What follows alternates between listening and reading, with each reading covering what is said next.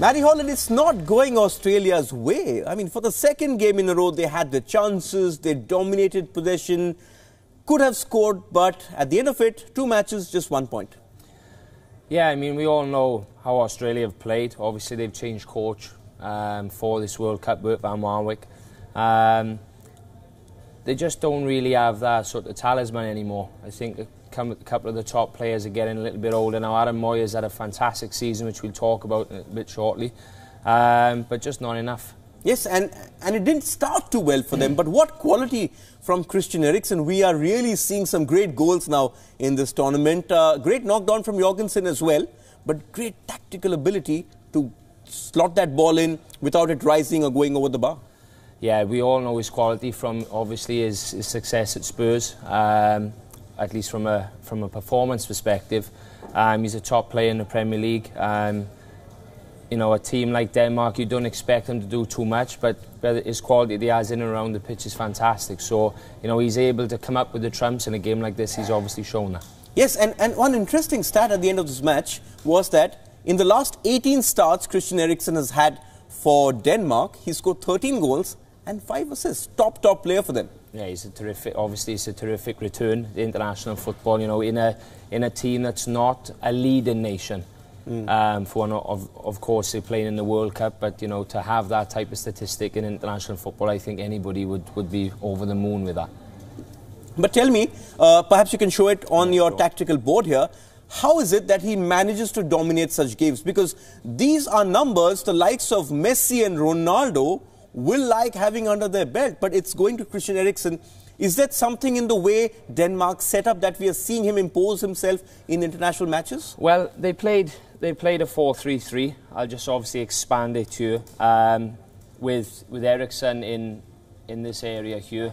I think we also can't forget Sisto on the left-hand side. So what you've got here with both of these players is the fact that they're in a position, sorry, I'll just highlight them there. So you have Eriksen and you have Sisto for this game.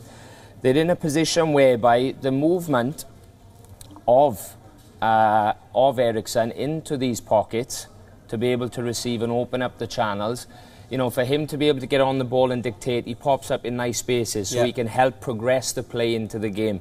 And of course, if you look a little bit at Sisto also, he was coming up and down the channels. He was also rolling inside. There were also times when he ended up right. Only 2 or 3 occasions during the game, but because he does that, I believe they had a nice combination midfield which gave Australia some problems. Yes, and we saw Australia come back. I mean, they took that time, you know, Matty.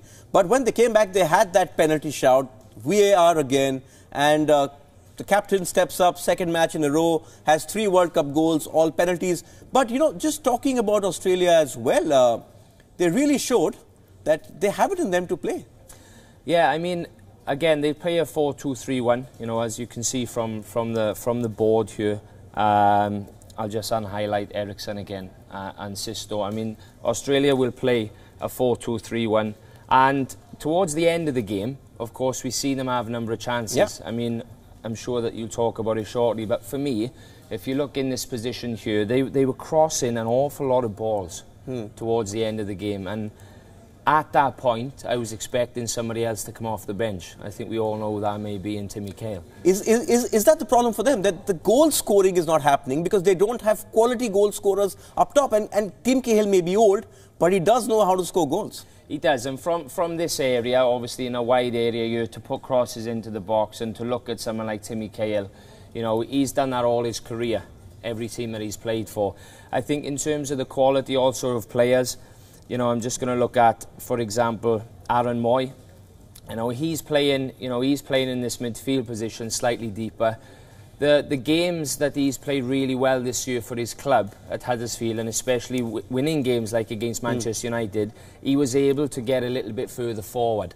And by playing in a very rigid 4-2-3-1, Van Marwijk, Saudi Arabia played the same, Netherlands 2010 played the same, he can't do that as well. And I think that will cause them a problem also maybe even in Game 3.